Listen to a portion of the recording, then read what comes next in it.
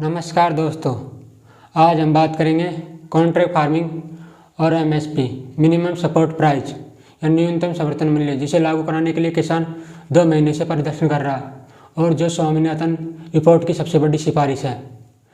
तो इन दोनों में क्या अंतर है, इसको समझते हैं। तो चलिए वीडियो शुरू करते हैं। पहला है एमएसपी मिनिमम सपोर्ट प्राइस। ये सरकार 24 फसलों पर निर्धारित करती है। इसमें किसी भी फसल का आर्थिक खर्च, खाद, बीज, पानी, वे और किसी उसी फसल को तैयार करने में जो किसान की मेहनत होती है, दोनों को मिला के उसका 1.5 गुना जो रेट तय होगा वो एमएसपी होता है, जिससे कि किसान की आर्थिक स्थिति बनी रहे और वो किसी प्रकार के कर्ज के अंदर नहीं डूबे, उसे एमएसपी कहते हैं। जो सरकार ने 24 फसलों पर लागू कर रखा, परंतु देश भर के 6% किसानों से एमएसपी पे फसल खरीदी जाती है और जो किसान प्रदर्शन कर रहे हैं वो चाहते हैं कि पूरे 100% किसानों से एमएसपी पे फसल खरीदी जाए। तो किसी भी फसल को तैयार करने में 100 रुपये का खर्च होता है, तो उस फसल का एमएसपी होगा 150 रुपये।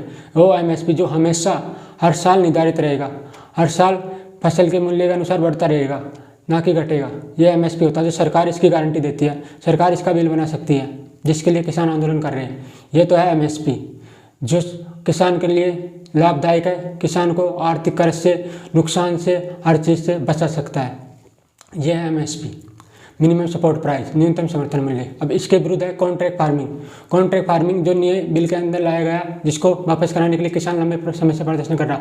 कॉन्ट्रैक्ट फार्मिंग एक चक्रव्यूह है जिसके अंदर किसान बुरी तरह फंस सकता है। इसको आप इस प्रकार समझ सकते हैं, कॉन्ट्रैक्ट फार्मिंग, इसके अंदर कोई भी कंपनी का एजेंट या डीलर आएगा, वो सीधे गाँव के गाँव, शहर के शहर कॉन्ट्रैक्ट पे लेंगे। उन्हें किसी भी फसल को बोना होगा तो पूरा खेत खलिहान कॉन्ट्रैक्ट पे लेंगे। इससे पहले ही वो फसल का निर्धारित कर देंगे कि ये फसल इतने की होगी। अगर मौजूदा समय में गेहूं का मूल्य 18 रुपये किलो या 19 रुपये किलो, तो वो उसका निर्धारित 22 रुपये किलो कर देंगे शुरू के 2-3 साल के लिए, ताकि किसान उनकी तरफ आकर्षित हो, उनसे कॉन्ट्रैक्ट करे। और इस प्रकार अगर बाद में कॉन्ट्रैक्ट होने के बाद जो भी फसल तैयार होगी, वो उसके लिए खाद, बीज और उसकी अकाई जुताई सब कंपनी के थ्रू होगा। आप उस खेत में किसी भी प्रकार के अपना संसाधन का उपयोग या अपने किसी भी प्रकार के उसका उपयोग नहीं कर सकते।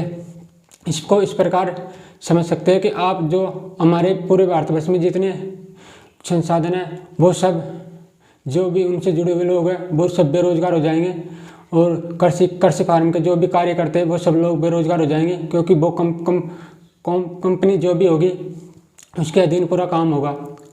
और सेकंड चीज़ इसके अंदर है, सरकार का सबसे मेन जो इसमें लॉस होगा वो ये होगा कि सरकार जो भी सामग्री खरीदती थी वो सीधे कंपनी के पास चला जाएगा। सरकार के पास खाद्य सामग्री खरीदने के लिए, किसान के पास बिल्कुल भी मंडी में कुछ भी बेचने के लिए नहीं बचेगा, क्योंकि सब चीज़ें कॉन्ट्रैक्ट हो जाएगी। तो मंडी 1-2 साल के अंदर लॉस में जाके वो हमेशा के लिए बंद हो जाएगी। फिर किसान के पास कॉन्ट्रैक्ट फार्मिंग के अलावा कोई ऑप्शन नहीं रहेगा। और जैसे ही मंडी बंद होगी तो पूरे भारतवर्ष में हमेशा के लिए मंडी बंद हो जाएगी, जिस तरह BSNL सिम बंद हुई है। और उसके बाद वो जो भी डीलर होगा, जो भी एजेंट होगा कंपनी का, वो उस फसल का मूल्य बहुत कम, या जो फसल का मूल्य वो 22 रुपये किलो गेहूँ ले रहा, उसको वो 15 रुपये किलो पे लाएगा। तो आपको उसी को देना पड़ेगा, क्योंकि उस समय तक मंडियाँ बंद हो चुकी होगी और आपके पास और कहीं भी जगह बेचने का ऑप्शन नहीं रहेगा। सबसे बड़ा लॉस होगा, आपका शोषण होगा। 2 से 3 साल के अंदर मंडियाँ पूरी तरह समाप्त होने के बाद कॉन्ट्रैक्टर अपने अनुसार फसल का मूल्य तय करेगा। जो मूल्य वो एमएसपी से ज़्यादा दे रहा था, वो एमएसपी का आधी रेट में आपकी फसल खरीदेगा और आपके पास ऑप्शन नहीं बचेगा अगर एमएसपी नहीं होगा। और सेकंड इसमें लॉस होगा, जो भारत सरकार 70 से 80% गरीब लोगों को जो राशन बांटती है, 2 रुपये किलो गेहूँ, 2 रुपये किलो चावल जो बांटती है, उसको देने के लिए सरकार के पास खाद्य सामग्री होगी नहीं, क्योंकि पूरी सामग्री राशन इनके कॉन्ट्रैक्टरों के पास चल जाएगी, कंपनी में चल जाएगी। तो राशन डीलरों को देने के लिए उनके पास कुछ नहीं होगा। तो जितने भी भारत के अंदर 80 करोड़ के लगभग जिनको राशन मिलता है, वो लोगों को राशन नहीं मिलेगा। उनके लिए राशन जैसी सामग्री सरकार के पास देने के लिए नहीं होगी, इसलिए वो लोग भुखमरी के कंगाल पे आ जाएंगे। और इसमें सेकंड लॉस होगा, जो राशन के शॉप हैं, जिन पे जितने लोग रोजगार करते हैं वो हमेशा के लिए बेरोजगार हो जाएंगे। कृषि से जुड़े हुए लोग बेरोजगार हो जाएंगे। कम से कम भारतवर्ष में इस कॉन्ट्रैक्ट फार्मिंग से पूरा के पूरे सिस्टम क्रैश हो जाएगा। जो कृषि फार्म से जुड़े हुए देश के 70 से 75% आबादी कृषि से जुड़ी हुई है, वो पूर्ण रूप से बेरोजगार हो जाएगी और उनका शोषण होगा बड़ी कंपनियों द्वारा।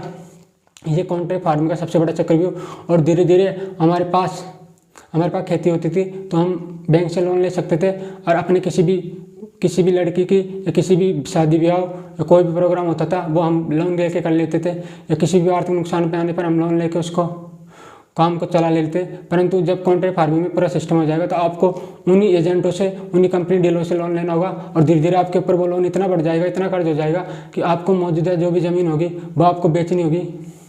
क्योंकि देश के 60% आबादी के पास 1 एकड़ से कम ज़मीन है और उसके ऊपर इतना लोन बढ़ जाएगा तो वो ज़मीन उसको, उस एजेंट को, उस कंपनी को बेचनी होगी और इस प्रकार वो आपकी ज़मीन भी उनसे आपसे खुश कर सकते हैं। वो एक कर्ज के थ्रू आपके ऊपर ऋण के थ्रू वो ज़मीन खुशकाई जाएगी। ये कॉन्ट्रैक्ट फार्मिंग के अंदर होगा। इसलिए इसमें सबसे बड़ा डिफरेंट यही है कि कॉन्ट्रैक्ट फार्मिंग शुरू के 2 से 3 साल के लिए अच्छी हो सकती है, क्योंकि वो MSP से ज़्यादा रेट पे आपको चीज़ें, जैसे MSP से ज़्यादा रेट पे खरीद के आपके लिए अच्छी कर सकते हैं, परंतु आने वाले फ्यूचर में आपके लिए बहुत ही ख़राब होगा। इसलिए आपको सभी को किसान आंदोलन का समर्थन करना चाहिए, उसको बढ़ चढ़ के उसमें भाग लेना चाहिए और इन तीनों कृषि काले कानूनों को वापस कराना चाहिए, ताकि किसान के लिए ये कानून बहुत ही डेथ वारंट की तरह है, ये मृत्यु प्रमाण पत्र की तरह है, ये सीधे किसान को ख़त्म कर देंगे। ये सब जानकारी है। अगर ये वीडियो आपको जानकारी और विश्लेषण के हिसाब से अच्छी लगी हो तो कृपया हमारे वीडियो को लाइक कीजिए और मेरे DK भारत चैनल को सब्सक्राइब कीजिए। जय भीम, जय भारत, जय जवान, जय किसान।